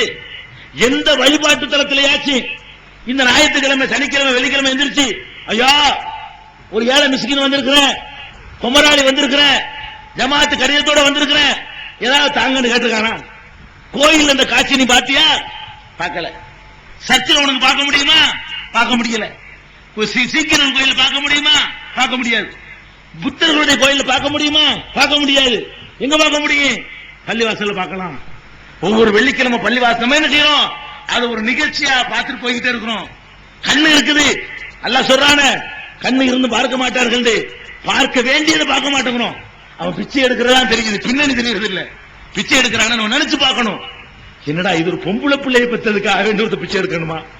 ஒரு பொம்பளை பிள்ளையை பெற்றதுக்காக வேண்டி ஊர் ஊர் அலையணுமா? பிச்சை எடுக்கும் பொழுது சொல்லுவாங்க அந்த காலத்துல, கடன் பட்டார் நெஞ்சம் போல.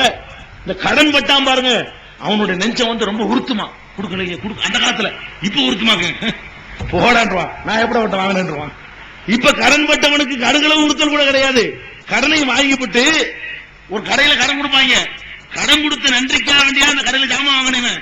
கடன் கொடுத்தீங்கன்னு வைங்க, அன்னை விட அவனை இழக்க வேண்டியதான் கஸ்டமரை. வியாபாரமும் வேற இடத்துக்கு போயிடும். அம்மா படுத்தாளுக்கு நல்லா தெரியும். கடன் கொடுத்தீங்கன்னு வைங்க, எல்லாம் மளிகை கடை வச்சுக்கிறாள் தானே. கடனை கொடுத்தீங்க, கடன் வாங்குற வரைக்கும் உங்கள்கிட்ட வாடிக்கையாளர் இருப்பான். கடனை கொடுத்தீங்கன்னு வைங்க, அந்த ரூபாயும் போயிடும். ஒரு மாசம் வியாபாரம் பண்ணுவான், அதுவும் போயிடும். அப்படி சுத்தி அந்த கடை வாங்கி போயிடும். இதை கூத்த பாக்குறீங்க, உறுத்தாது. கடன் பட்டாருக்கு எந்த உறுத்தலும் இல்ல. இன்னைக்கு உறுத்தல் யாரு தெரியுமா? இந்த சுயமரியாதையோட வாழ்ந்த ஒருத்த கையேந்திரான அப்ப ஏற்படுற உறுத்தல் நினைச்சுப்பா. கொஞ்சம் கற்பனை பண்ணிக்கிட்டு நீ ஒவ்வொருத்தரும் இங்க பிச்சைக்கார யாரும் இருக்கல, நீ போய் சாப்பாட்டுக்கு இல்லன்னு ஒரு வீட்டு கதவை தட்டி அம்மா தாயே பசிக்குதுன்னு கேட்கிற நிலையில கொஞ்சம் கற்பனை பண்ணி பாருங்க. எப்படி இருக்கும் மனசு? கேட்கிற கையேந்தியா அம்மா தாயேண்டா பிச்சை போடுங்கடா நினைச்சு பாக்குறே இல்லையா? ஏத்துக்கிறோம் உங்க மனசு?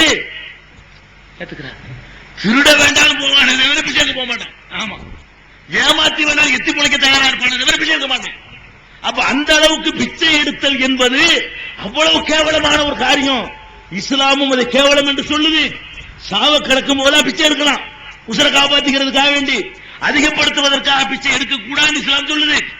அந்த மாதிரி பிச்சை எடுப்பானே ஆனால் அவன் முகத்திலே சதையற்றவனாக வருவான். ரசூலுல்லாஹ் சொல்றாங்க, மறுமை நாள்ல யாசிக்கவே கூடாது, கையேந்தவே கூடாது, நிமிர்ந்து நிக்கணும். அப்படி நிமிர்ந்து வாழ வேண்டிய ஒரு சமுதாயத்தை உருவாக்குனாங்க பெருமானார் ஸல்லல்லாஹு அலைஹி வஸல்லம்.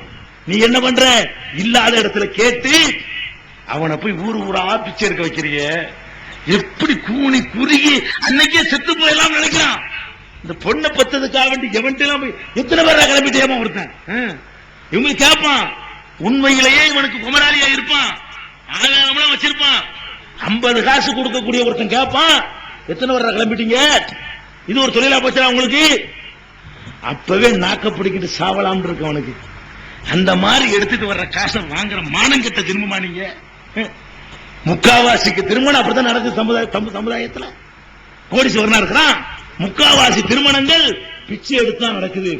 ஊர் ஊரா பிச்சை எடுக்க விட்டு நீ பிச்சை எடுத்தாலும் பரவாயில்லை எனக்கு தாண்டு கேட்கிறானே, உங்களை எங்க போய் நான் சேர்க்கிறது? எந்த லிஸ்ட்ல உங்களை வைக்கிறது? எந்த கணக்குல உங்களை? எனக்கு புரியவே இல்லை. எப்படி உங்களுக்கு மனசு வருது? அந்த நகரங்கள்ல தாதாக்கள் இருப்பானுவோ, சென்னை, கல்கத்தா, பம்பாய் போன்ற நகரங்கள்ல தாதா இருக்கான். தாதா இவங்களுக்கு தொழில் என்ன தெரியுமா? கட்ட பஞ்சாயத்து தொழில் பண்ணுவாங்க, அது ஒரு தொழில். அதை விட லாபகரமான தொழில் ஒன்று பண்றாங்க. என்ன பண்ணுவாங்க? அம்மா பட்டினம், கோட்டைப்பட்டினம் மாதிரி ஊருக்கு வர்றது, தெருவில் விளையாடிட்டு அழகான பிள்ளை தூக்கிட்டு போயிருவாங்க. பொம்பளை பிள்ளை ஆம்பளை பிள்ளை கடத்திட்டு போயிருவாங்க. 5 வயசு 3 வயசு பிள்ளையில கடத்திக்கிட்டு போய் எதுக்குங்கிறீங்க? கடத்திக்கிட்டு போய் நல்ல அழகான பிள்ளைய கண்ணை நோண்டுவாங்க, பிச்சை எடுக்க வைக்கிறதுக்காக வேண்டி கையை முடிச்சு வச்சிருவாங்க. அப்பதானே கொடுப்பான் இறக்கப்பட்டு. பிச்சை கேட்கும் பொழுது நல்ல அழகா நீட்டா இருந்தா கொடுப்பானா? கொடுக்க மாட்டான். இந்த பிச்சை எடுக்கிறவனுக்கு பூரா ஏதாவது ஊனம் இருக்கு பாருங்களேன். என்னங்கிறீங்க? பிறவி ஊனமா? இல்ல. இந்த குழந்தைகளை கடத்திக்கிட்டு போய் ஒரு பிள்ளைக்கு காலை உடைக்குவான், இன்னொரு பிள்ளை கையை உடைப்பான், இன்னொரு பிள்ளை கண்ணை நோண்டுவான், இன்னொரு பிள்ளைக்கு சூடு போடுவான், இன்னொரு பிள்ளைக்கு மூக்கா இருப்பான், இன்னொரு பிள்ளைக்கு காலை இருப்பான், இன்னொரு பிள்ளைக்கு வாயை அப்படி இழுத்து விட்டுருவான். இந்த மாதிரி கோலத்துல 25 பிள்ளைகளை பஸ் ஸ்டாண்ட்ல கட்டிச்சிருவான். இந்த பிள்ளைகளை உட்கார்ந்து பிச்சை எடுக்கும். பிச்சை எடுத்தவங்க சாயந்தரம் வருவான், சோத்துக்குள்ள காசை கொடுத்துட்டு அவன் ஒரு 10,000 ரூபாய் அளிக்கிறான் ஒரு நாளைக்கு. இவனுக்கு உனக்கு என்ன வித்தியாசம் சொல்லு? கொஞ்சம் சிந்திச்சு பாரு. இந்த குழந்தைகளை வைத்து பிச்சை எடுக்க சொல்லி இவன் வாங்கி திங்கிறான, அதுக்கு உன் மாமனார வரப்போறவனை பிச்சை எடுக்க வச்சு நீ வாங்கி திங்கிறிய, உனக்கு என்ன வித்தியாசம்? அடிப்படையில் என்ன வித்தியாசம்? அந்த குழந்தை தனக்காக எடுக்கிற பிச்சை, அவனை மிரட்டுற தாதாக்காக இருக்குது. இந்த மாமனார் தனக்காக எடுக்கல, அவனை மிரட்ட இந்த மருமகன் தாதா உனக்காக எடுக்கிறான், பிச்சை எடுக்கிறான். இப்ப என்ன உனக்கு நியாயம் இருக்கு சொல்லு பாப்போம். அல்லாஹ் இந்த தாதாவை விடுவானா? மருமையை நல்லா கூப்பிட்டு, அட ஏண்டா குழந்தை பிச்சை எடுக்க வச்ச, சுயமரியாதை வளர்ந்தோட குழந்தைய வச்சு ஏண்டா பொழைச்சேன்னு கேட்பானா? இவனுக்கு சம்பந்தம் இல்லை, இவனா பிச்சை எடுத்தான், அந்த புள்ளதான பிச்சை எடுத்துச்சு அப்படின்னு பிள்ளைய போட்டு மிதிப்பானா? அல்லாஹ் யார மிதிப்பான்? மருமவனை தான் மிதிப்பான், உன்னே தான் மிதிப்பான். நாங்கனே பிச்சை எடுத்துட்டு வர்ற காசு வந்தாலும் பரவாயில்லைன்னு அனுப்புறியே, பிச்சை மட்டுமா எடுக்கிறான்? பிச்சை எடுக்கிறான் சில பேரு, இருக்கிற ஊட்ட விற்கிறான் சில பேரு, சில பேர் வட்டிக்கு வாங்குறான். 1 லட்சம் ரூபாய் கொடுத்து 25,000 ரூபாய் வாங்குறான். அதட்ட முடியாம மூலிகை போச்சுக்கிறானோ, வீடு போயிடுச்சு.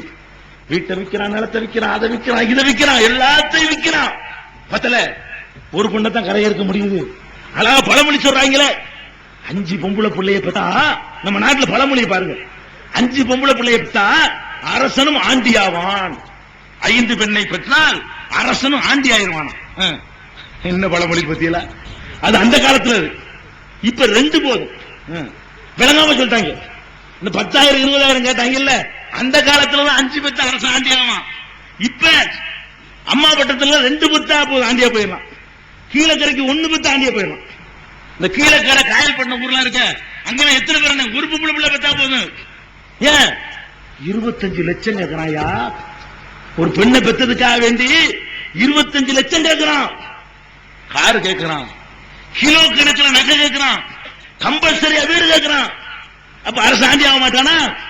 ஒரு பொம்பளை பிள்ளைய பெற்றா ஆண்டி ஆகக்கூடிய சமுதாயங்கள் இருக்காங்க. அவர் எங்க? கீழக்கரைக்காரு உண்டாங்க, உண்டா? கீழக்கரைக்காரத்தை கேட்டுவிட்டேன். 25 லட்சம் ரூபாய், கிலோ கணக்கில் நகை, இந்த மாதிரி எல்லாம் நடக்கக்கூடிய காட்சி நம்ம பார்க்கிறோம். உங்க மாதிரி ஊரா இருக்குன்னு வைங்க, 2 பொம்பளை பிள்ளை தான் பெறணும், முடிஞ்சாவன் அதோட லைஃப் காலி. நபிகள் நாயகம் ஸல்லல்லாஹு அலைஹி வஸல்லம் உருவாக்கிய அந்த சமுதாயத்தை கொஞ்சம் போய் பாரு. சவுதி அரேபியாவை பாரு, குமர்கள் உண்டா? பெருமானார் ஸல்லல்லாஹு அலைஹி வஸல்லம் உருவாக்குனாங்களே அந்த சமுதாயத்தை இன்னைக்கு போய் பாரு. அவன் 1000 தப்பு செய்யட்டும், அவன் லட்சம் தப்பு செய்யட்டும், அவன்கிட்ட டவுரி இல்ல. அழகா சொன்னாங்களே, டவுரிக்கு அரபியில வார்த்தையே கிடையாது. டவுரிக்கு வரதட்சணை இருக்கு, எல்லா லாங்குவேஜ்லயும் வரதட்சணைக்கு சொல்லு இருக்குது. அரபியில வரதட்சணைக்கு சொல்லு இல்ல, அந்த சொல்லு கூட இல்லாம சொல்றாங்க. வரதட்சணைங்கிறதுக்கு அந்த மொழியில கூட சொல்லு இல்ல. அப்படி அற்புதமான சமுதாயத்தை இன்னைக்கு வாழ்ந்துகிட்டு இருக்கிறான். அங்க இந்த நிலைமை, வீட்டுக்கு வீடு குமர்கள் இருக்குது, ஆண் குமர்கள், பெண் குமர்கள் இல்ல. வீட்டுக்கு 2 குமர் இருக்கு, 25 வயசு ஆம்பளை, கல்யாணம் ஆகல. ஏன்டா ஆகல? வசதி இல்ல. என்னடா வசதி? 5 லட்சம் ரூபாய் கேட்கிறா மகரு. பொம்புல கல்யாணம் பண்ணுவதற்காக வேண்டி எவ்வளவு கேட்கிறானா? 5 லட்சம் ரூபாய் கேட்கிறான். 5 லட்சம் ரூபாய் இல்ல, ரியால். ஒரு ரியால் 12 ரூபாயா? எவ்வளவு?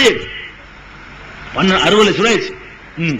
ஒரு பொம்புல தன்னை ஒரு ஆண்மகன் கல்யாணம் பண்றதா இருந்தா 60 லட்சம் ரூபாய் எண்ணி வைட்டாங்க. 60 லட்சம் ரூபாய்க்கு வக்கு இல்லாத வீட்டுல உட்கார்ந்துட்டு இருக்கான்.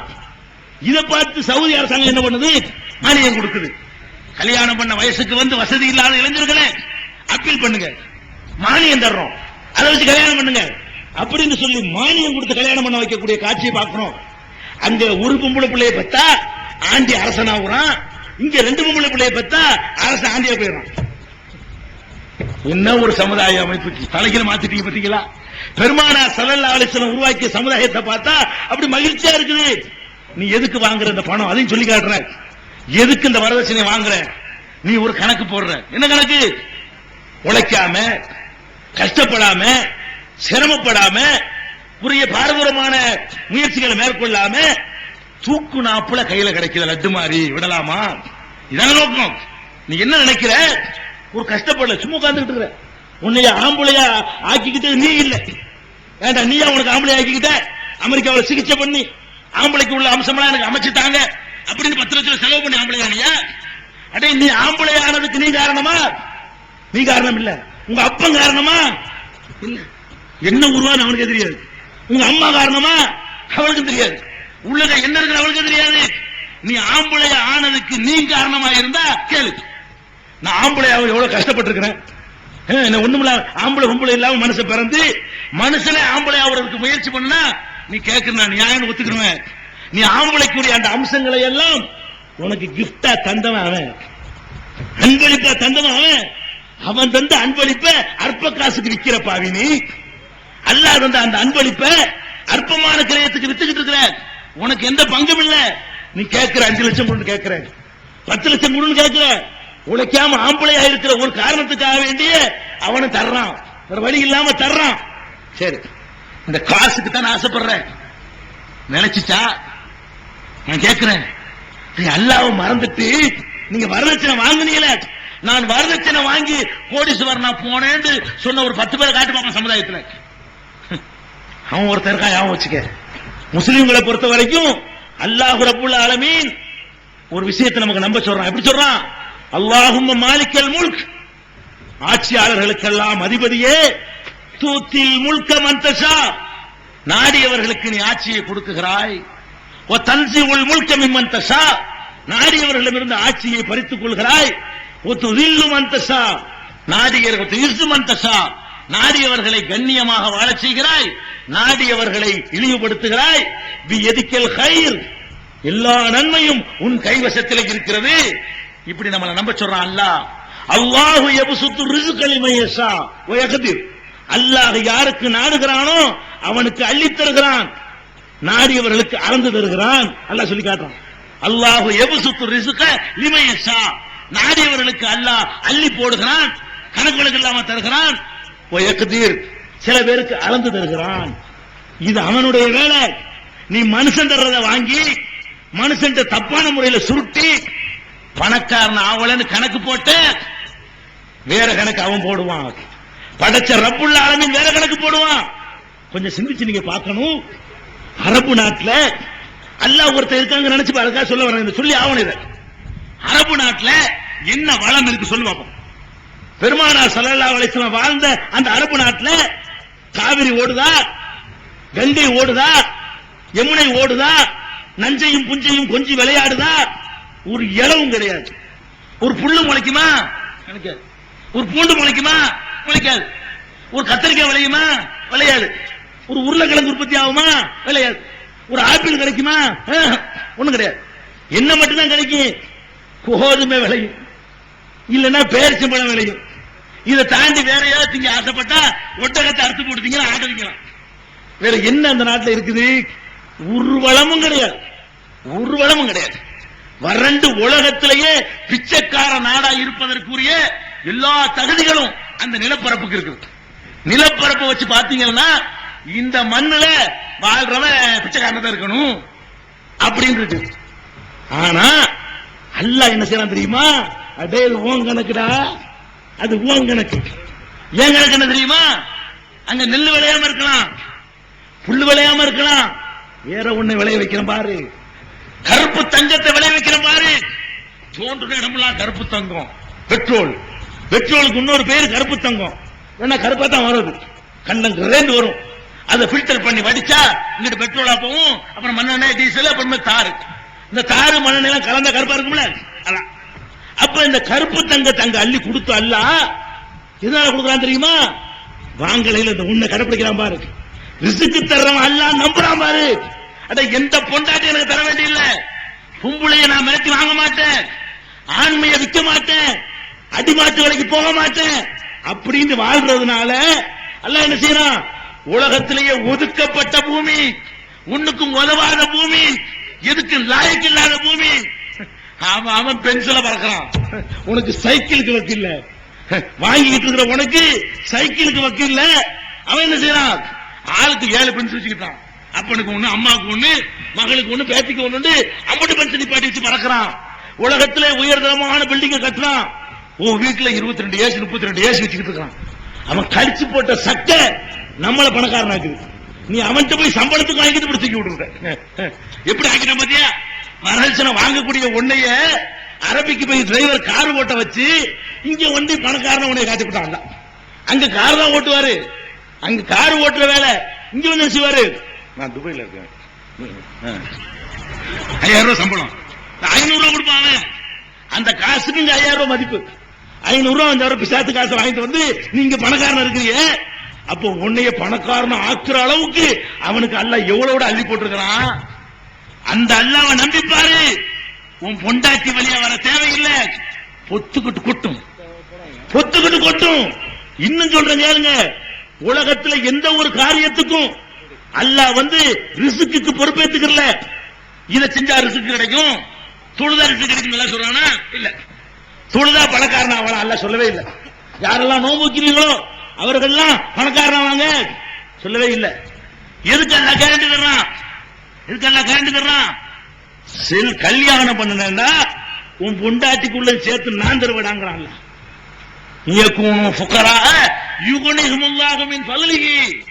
அடே, நீ ஏழையா இருந்தால் அவள்கிட்ட வாங்க நினைக்காதடா, என்னுடைய அருளை அள்ளி போட்டு உன்னை செல்வந்தனாக்குறேன். கேரண்டி அவன் கொடுத்து கேரண்டி செஞ்சு காட்டுறான். உனக்கு செய்ய மாட்டான், நீ நான் நம்பலையே. அல்லாஹ் எனக்கு தர முடியுமா? என் மாமனார்ல தர போறாரு.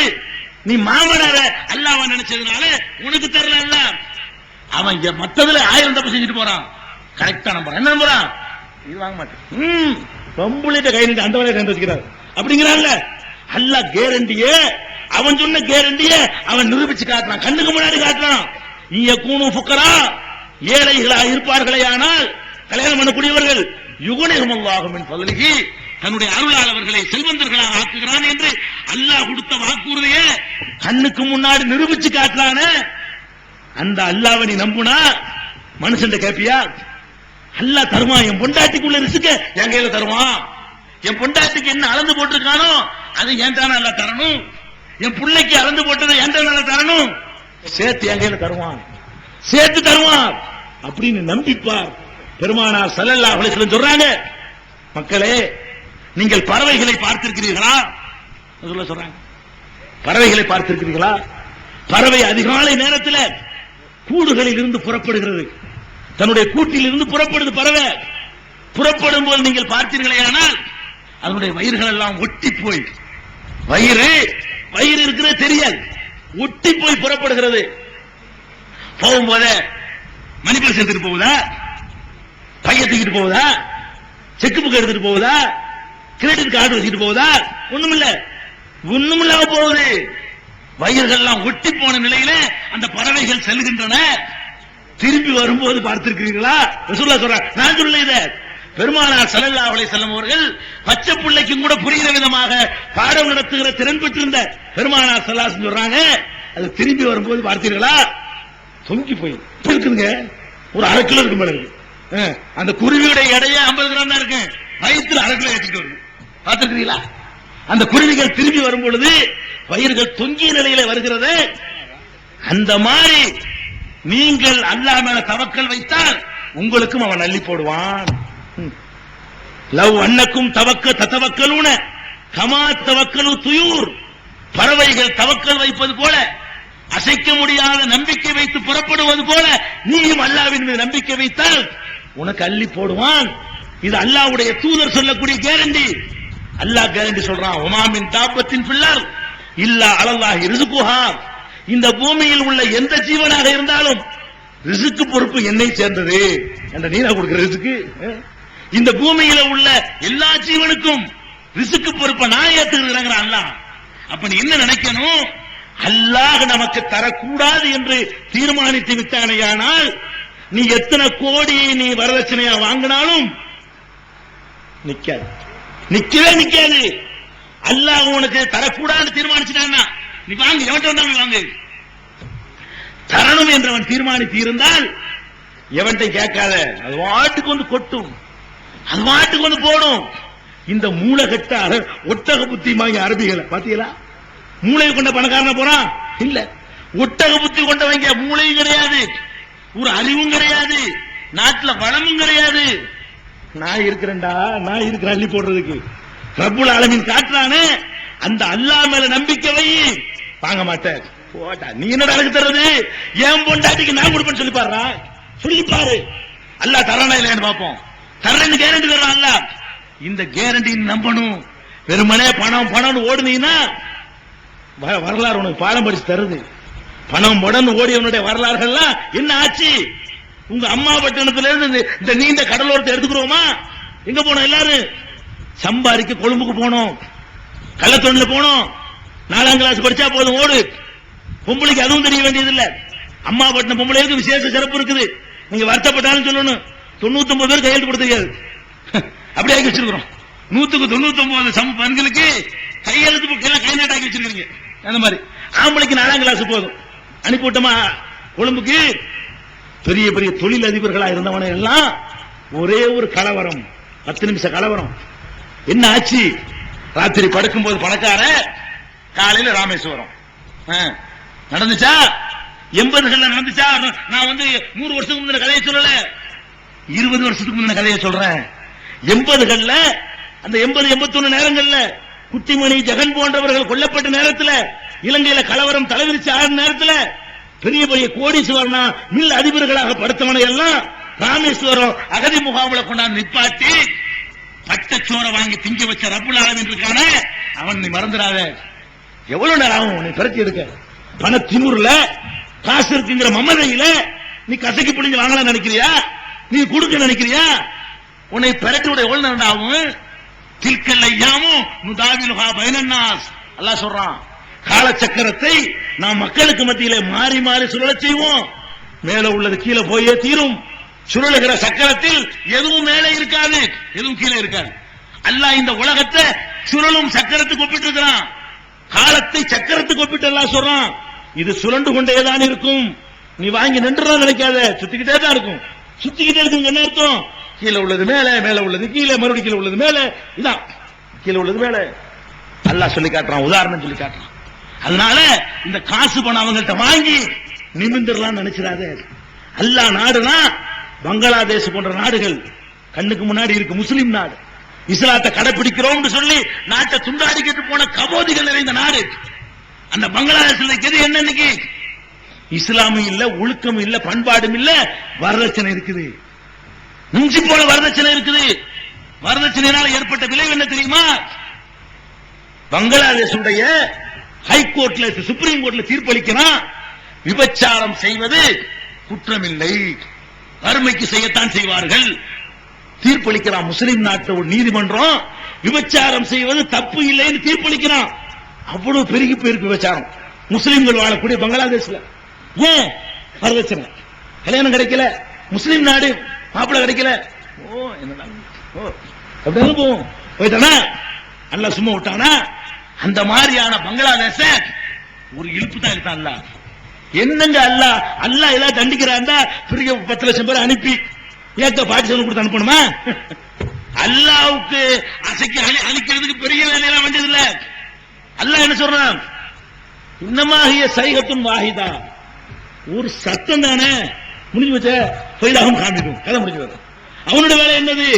பெருசாவளம் செய்ய மாட்டான். இப்படின்னா போச்சு இந்த பூமிய, இப்படின்னு ஒரு செகண்ட் ஆட்டினா போச்சு, போட போட போட போட எல்லாம் கொண்டு போயிடும். ஒருத்த மிஞ்ச மாட்டீங்க. லூத் நபியுடைய காலத்தில் வரலாறு சொல்லி காட்டுறான். லூத் நபி காலத்தில் இப்படித்தான் பண்ணாங்க. பொம்பளைகளுக்கு உணர்வு இருக்குன்னு உணரவே இல்லை அவங்க.